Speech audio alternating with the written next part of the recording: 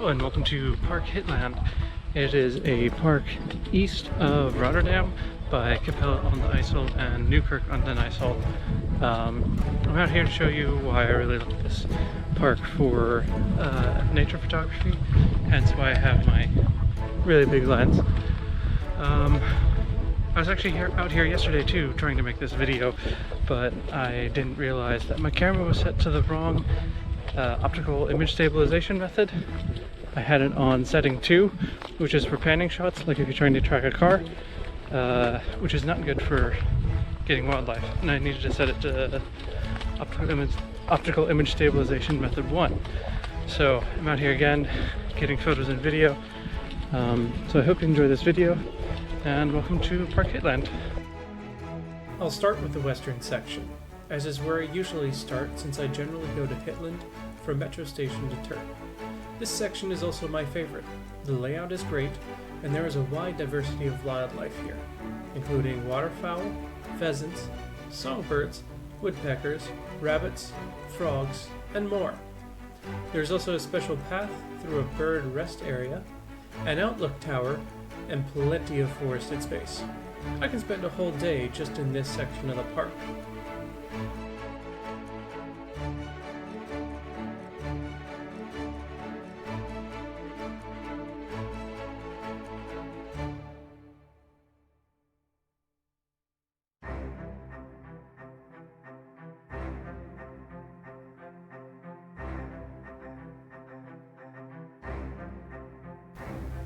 In this same time of year, late April, early May, it is also baby season, so this area is littered with baby and juvenile birds, and I have a lot of photos and videos to share.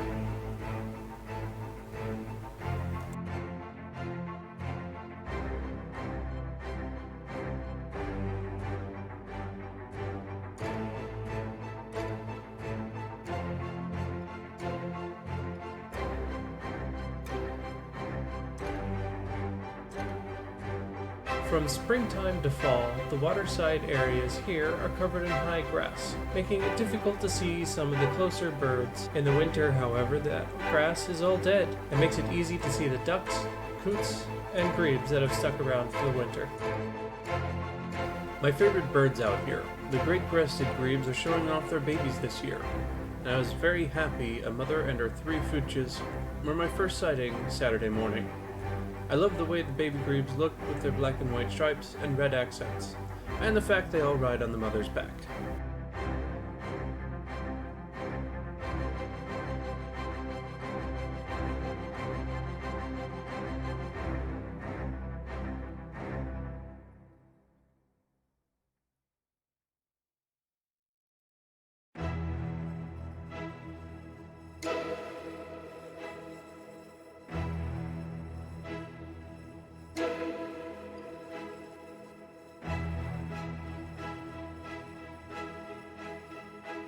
The bird path is my favorite part of the western area.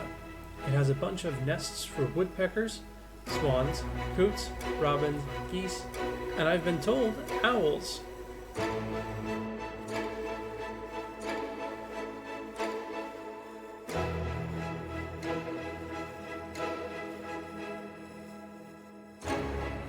The path is fairly short compared to the rest of the paths in the park, but it goes through 2 wooded areas, and in the middle, on one side, you have a lake, and the opposite, tall grass.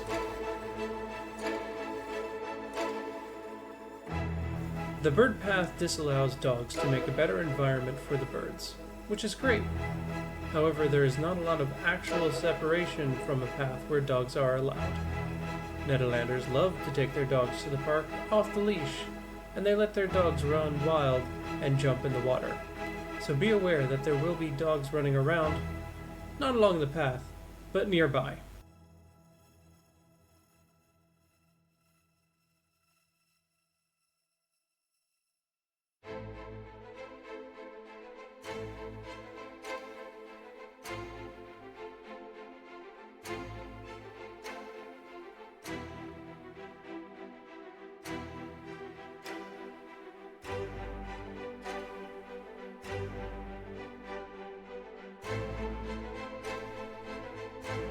You may have noticed in the video I just showed of the bird path, there's a lot of white stuff on the ground.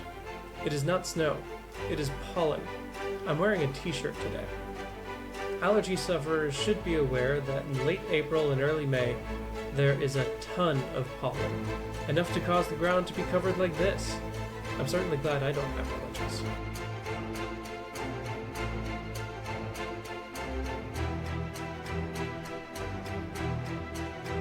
Across the lake from the middle section of the bird path is a bird outlook tower. Speaking as someone not dedicated enough to get out here around sunrise or stay until sunset, I have not been very impressed by the outlook tower. It is a few meters tall, and I have not seen many birds actually located near the tower itself. Also, given its location and relation to the sun, most of the day it will make photography difficult to capture anything.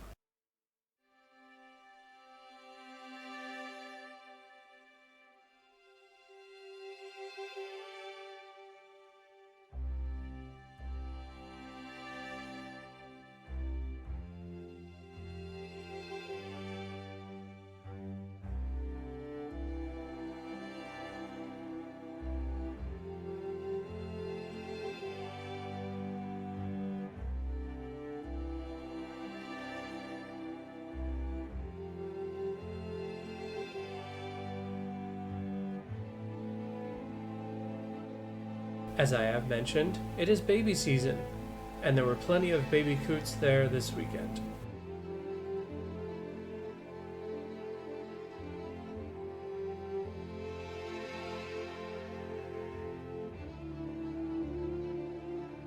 Some parents have 1 or 2 babies. Others have as many as 5 cootjes demanding food.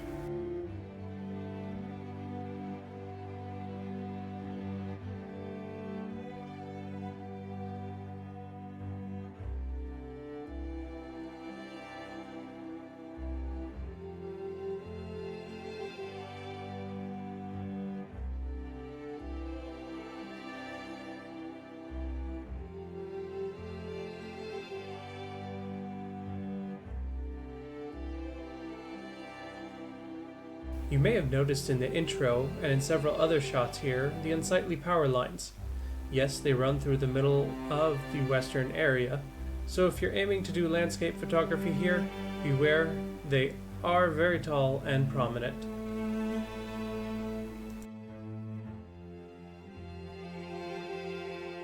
At work this past week, a coworker got a really nice photo of a pair of frogs. And this weekend, going to Hitland, I wanted to find some frogs for myself to photograph. Luckily, it is also baby season for them, so they are noisy and easy to find. Hitland, like the wider Netherlands around it, is very wet, so there are plenty of places to find frogs, swimming just under the surface or sitting on algae or lily pads. A note from this previous weekend, I noticed a bunch of tadpoles while walking near and over the water, so the park this following week should be littered with baby frogs testing out their new legs. There are plenty of swans here. They appear to be a little late to the hatching game, so this weekend, most were sitting on their nests, keeping the egg warm. I also noticed the swans were mostly on their own, not swimming or nesting with a mate.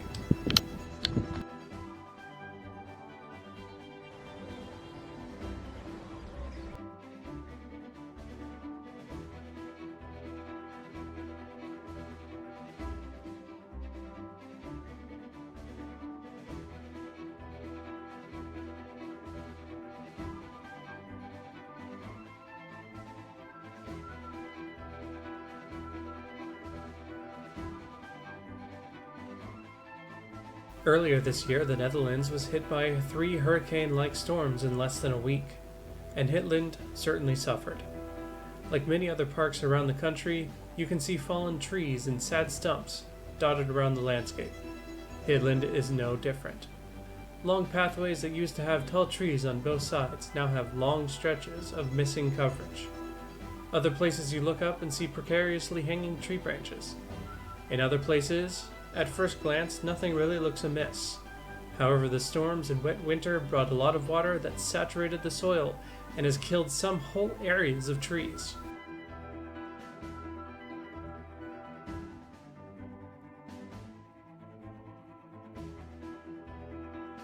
Leaving the western area now, heading east, we walk towards the polder area.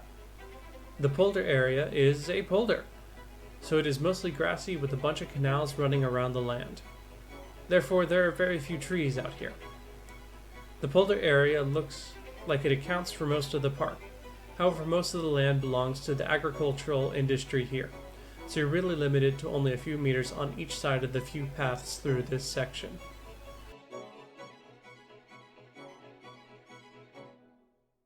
Also, make sure when walking on these paths that you pay attention. It is also a popular bike path.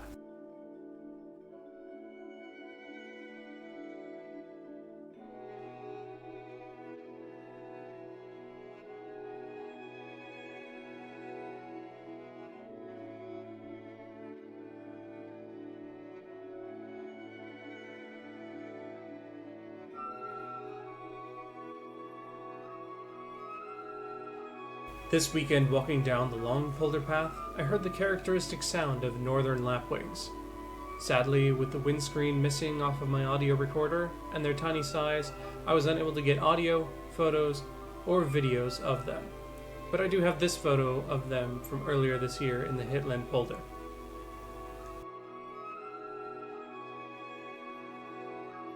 While I was trying to spot and capture the lapwings, I saw some Eurasian oyster catchers with several babies.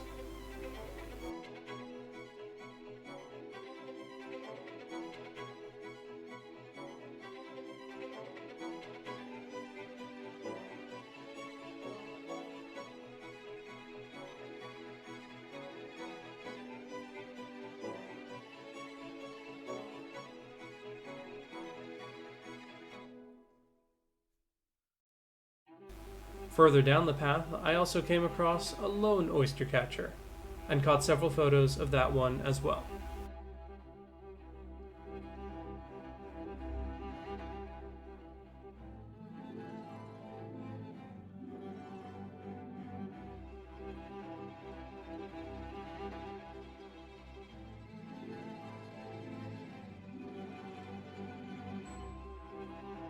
Pheasants can be found all over this park, but the best place to get them is on the polder. Out here, they don't have high grass or flowers to hide in and evade our cameras.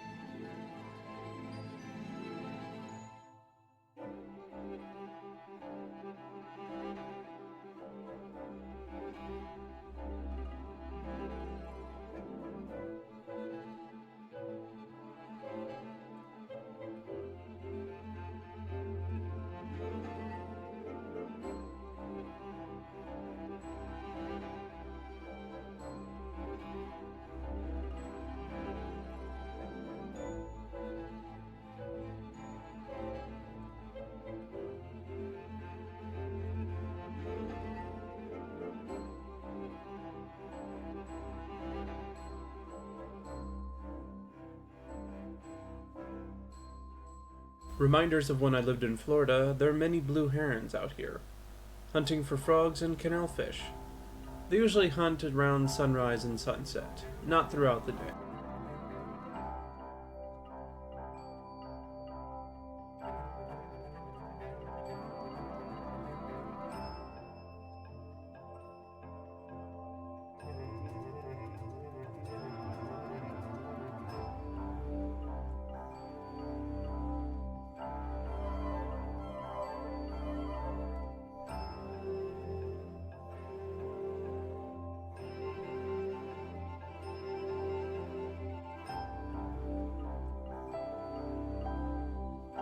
As I mentioned, this area is actually a lot of agriculture.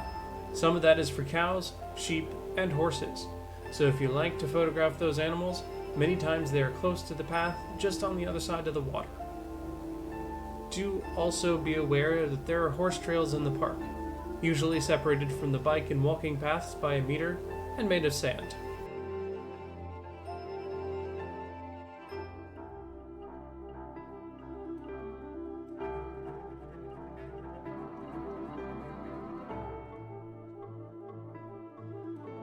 I've spent the least amount of time in the eastern section of the park, but the time I have spent here, it is very wooded and full of ducks, coots, songbirds, woodpeckers, and pheasants. The tree coverage takes away a lot of the light, so very enjoyable in the summer. However, that light taken away also takes away from what we have available for taking photos. I've struggled to get usable photos of animals here. This section is also home to allotments and buildings. And this weekend someone was playing loud music, leading to a less than ideal environment for wildlife. I also didn't get a lot of photos from here, as I was more focused on getting home, which I was heading to station Nieuwekerk on den IJssel to get a sprinter back to Rotterdam. So yeah, that was certainly a video. I hope you enjoyed it. It was kind of tough to make. It'll also probably be the only time that I make a wildlife photo like that.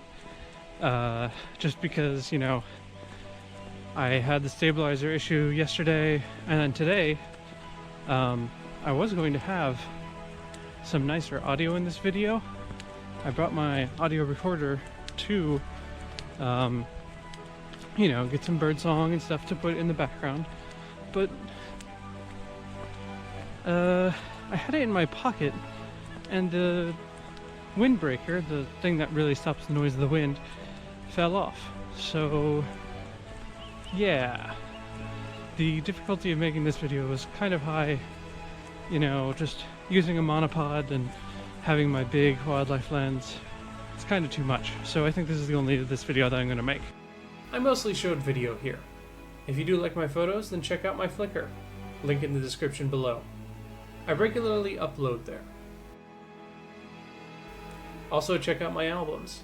I have one for my latest photo project, Black and White, as well as albums for travel and parks such as Hitland.